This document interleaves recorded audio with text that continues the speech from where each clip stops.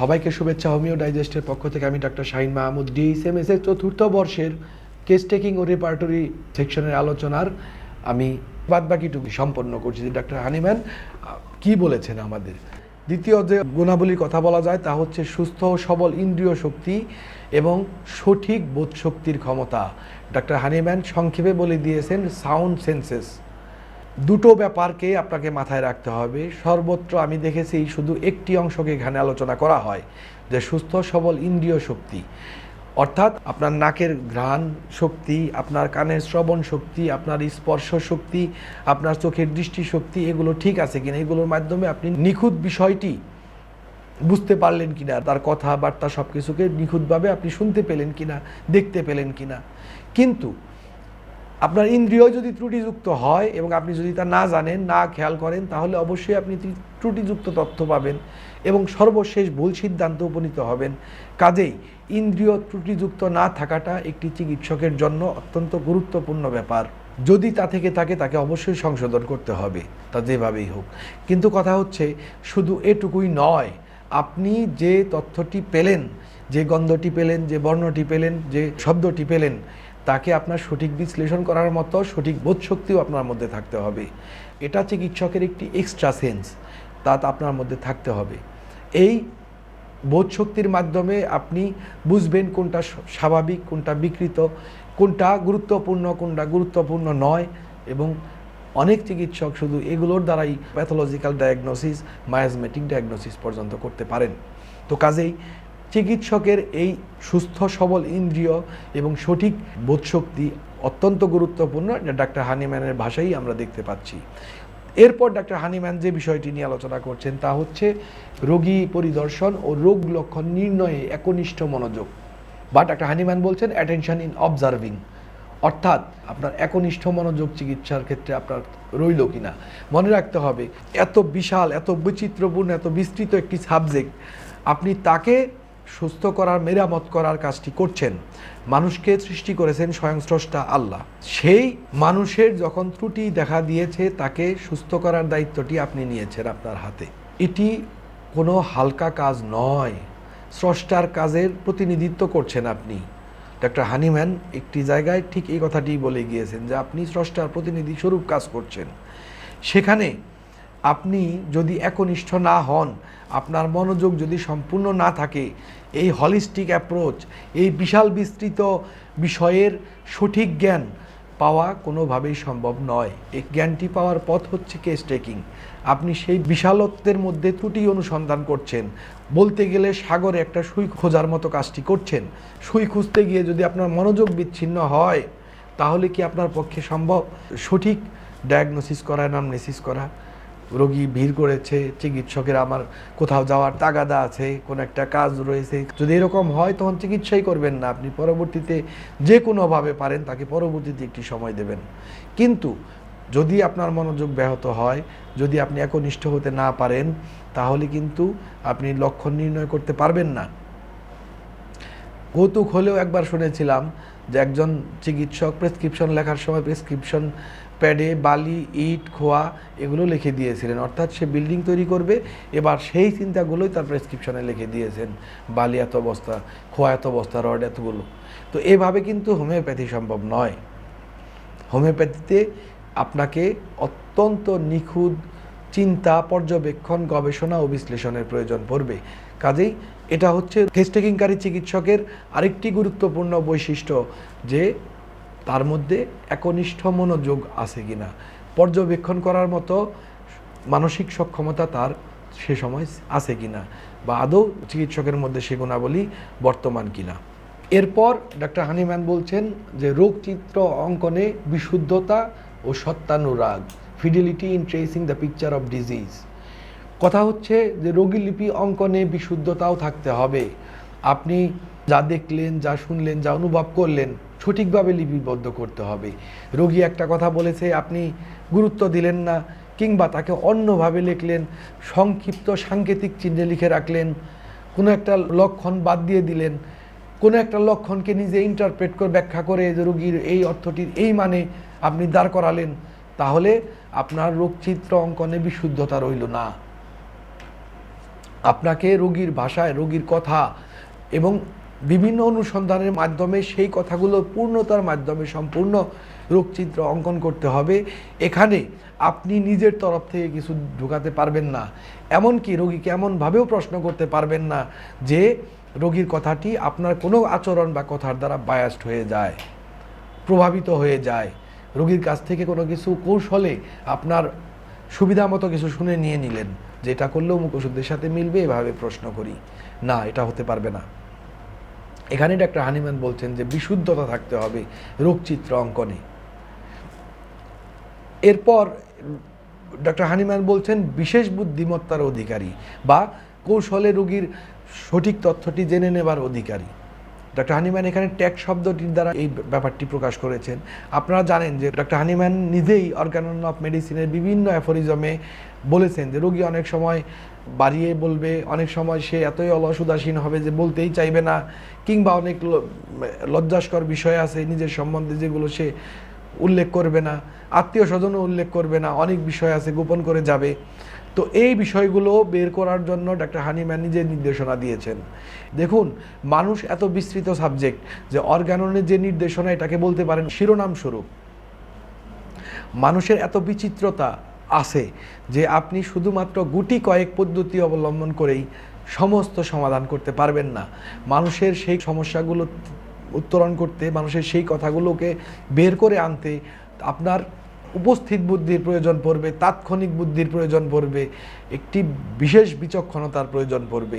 আপনার সেই বিচক্ষণতা থাকতে হবে, নয়তো শুধুমাত্র মুখস্থ করে কখনোই এই কাজটি কমপ্লিট করা যায় না।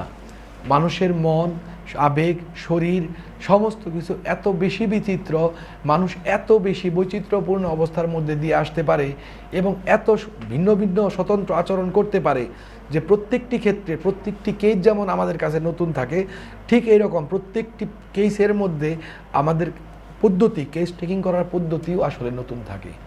একটি কেসের সাথে আর একটি কেস মিলবে না, অনেক কথা থাকে সেখানে। চিকিৎসককে বিভিন্ন কৌশলে সঠিক তথ্যটি বের করে আনতে হয়, ক্রস কোশ্চেনিং করতে হয়। তো রোগীলিপি অঙ্কনে চিকিৎসককে এই বিশেষ বুদ্ধিমত্তার ব্যবহার করতে হবে, তাকে সেই বুদ্ধিমত্তার অধিকারী হতে হবে যেন রোগীর সমস্ত কথাকে বের করে নিয়ে আসা সম্ভব হয়। এরপর ডক্টর হানিম্যান বলছেন রোগ লক্ষণ অনুসন্ধানে সতর্কতা, অর্থাৎ কোশন ইন কন্ডাক্টিং দ্য ইনকোয়ারি। আমি আমার নিজের প্র্যাকটিক্যাল লাইফ থেকে বলছি, রোগীকে আমি একটি প্রশ্ন করেছি, রোগী উত্তর দিয়েছে, আমি কিন্তু নেইনি। আমি তার মুখ, চোখ, কথা থেকেই বুঝতে পেরেছি যে রোগী আমার কথাটা আসলে অতটা মনোযোগ দিয়ে শুনেইনি, সে অন্য কিছু চিন্তা করছিল। আমার জানা মতে প্রত্যেকটি চিকিৎসকের এই ধরনের সিচুয়েশন আছে, আপনারা বুঝতে পারবেন। এটা আমার একবার ঘটেনি, এটা আমার বহুবার ঘটেছে যে রোগী আসলে অনেক সময় ব্যাখেয়ালেই করে দিচ্ছে, না করে দিচ্ছে, এবং ব্যাখেয়ালেই সে উত্তর দিয়ে দিচ্ছে, একটা কিছু বলে দিচ্ছে। তো আপনাকে সতর্ক থাকতে হবে। এটা শুধুমাত্র রোগীর লক্ষণের এই সংগ্রহ করার ব্যাপারেই নয়, আপনার লেখার ব্যাপারে, আপনার শোনার ব্যাপারে, আপনার প্রতিটি, অর্থাৎ কেস টেকিংয়ের প্রতিটি ক্ষেত্রে এই সতর্কতাটি অবলম্বন করতে হবে। আপনি আপনার নিয়মকানুনগুলো ঠিকমতো মানছেন কিনা, আপনি অর্গাননের দেওয়া নির্দেশনা ঠিকমতো মানছেন কিনা, সমস্ত ব্যাপারেই সতর্কতাটি থাকতে হবে। ঠিক এরকম রোগ লক্ষণ অনুসন্ধানেও সতর্কতা থাকতে হবে। রোগীর কোনো একটা বিষয় যদি না মেলে, আমার জীবন থেকে আমি বলতে পারি, আমার ক্রনিক রেনাল ফেইলিওরের একটা রোগীর ট্রিটমেন্ট করার সময় তার প্লাটেলেটস হঠাৎ দেখলাম মারাত্মক রকম কম, কোনোভাবেই এর কারণ খুঁজে পাচ্ছিলাম না। তার ডেঙ্গুও হয়নি, রিসেন্ট একটি সাধারণ অ্যাকিউটে সে ভুগেছে, কিন্তু তার জন্য এতটুকু প্লেটেলেটস নামার কথা না। যেহেতু মিলছে না, সেহেতু অনেক অনুসন্ধানের পর জানতে পেলাম যে তিনি আমাকে প্রথমে বলতে চাননি, যেহেতু ক্রনিক রেনাল ফেলিউরের অন্য কোনো ওষুধ নেওয়াটা আমি নিষেধ করে দিয়েছিলাম। অবশেষে স্বীকার করলেন যে তিনি একটি অ্যান্টিবায়োটিক ব্যবহার করেছিলেন, সিপ্রোফ্লক্সাসিন, এবং আপনারা জানেন যে সিপ্রোফ্লক্সাসিনের প্লেটলেটস কমিয়ে ফেলার ক্ষমতা আছে। এটা যদি আমি ওই সময় না বের করতে পারতাম তাহলে কিন্তু কেসটি আমার কাছে অস্বচ্ছ হয়ে যেত। হয়তো আমি অন্য কোনো একটি ভুল ওষুধ বা অপ্রযোজ্য ওষুধ দিয়ে কেসটিকে মিঙ্গল করে ফেলতে পারতাম। এছাড়াও আরও বহু রকমের সিচুয়েশন আমি দেখেছি যে একটি কেস যে পর্যন্ত পরিচ্ছন্নভাবে আপনি বুঝতে না পারবেন, সতর্কতার সাথে বুঝতে না পারবেন, ততক্ষণ পর্যন্ত আসলে তাতে কার্যকরী পদক্ষেপ নেওয়া সম্ভব হবে না। তো যাই হোক, ডাক্তার হানিম্যান এখানে এই সতর্কতার ব্যাপারটি বিশেষভাবে উল্লেখ করছেন, কোশন ইন কন্ডাক্টিং দ্য ইনকোয়ারি। এরপর ডাক্তার হানিম্যান বলছেন মানব প্রকৃতি ও রোগ প্রকৃতি সম্বন্ধে বিশেষ জ্ঞান, নলেজ অফ হিউম্যান নেচার বলার অপেক্ষা রাখে না। আমার একটু আগের আলোচনায়ও আপনারা দেখেছেন যে মানুষ হচ্ছে সবচাইতে বিচিত্র প্রকৃতির প্রাণী এবং মাল্টিপল এক্সিস্টেন্স তার মধ্যে আছে, বহু পর্যায়ের সত্তা তার মধ্যে বিদ্যমান।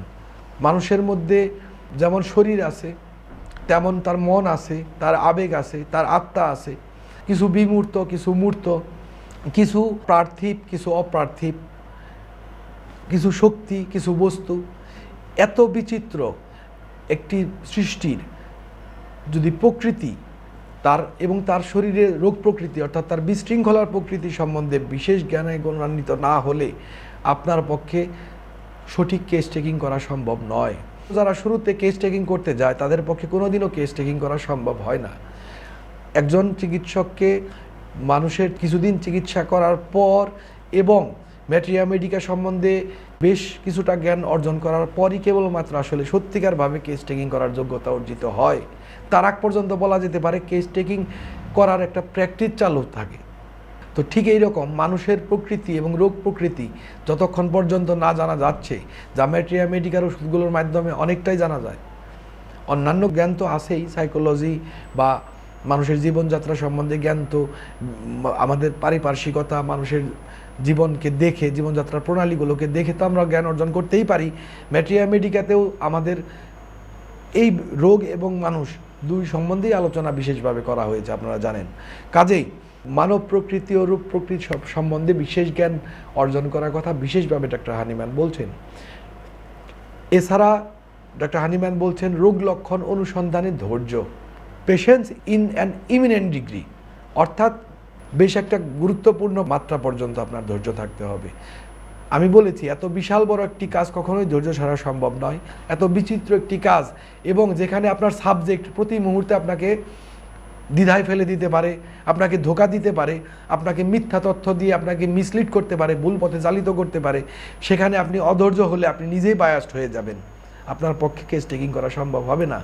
আপনাকে যেখানে নিবিড় পর্যবেক্ষণ করতে হবে, সতর্কতার সাথে গভীরে লুকিয়ে থাকা তথ্যকে বের করে নিতে হবে এবং তাকে সম্পর্কিত করতে হবে সমগ্র পৃথিবীর সাথে, পরিবেশের সাথে, রোগীর সাথে, রোগীর সমাজ, তার পরিবার, তার শরীর, তার মন, সমস্ত কিছুর সাথে, সেখানে ধৈর্য না থাকলে তা কোনোদিনও সম্ভব নয়।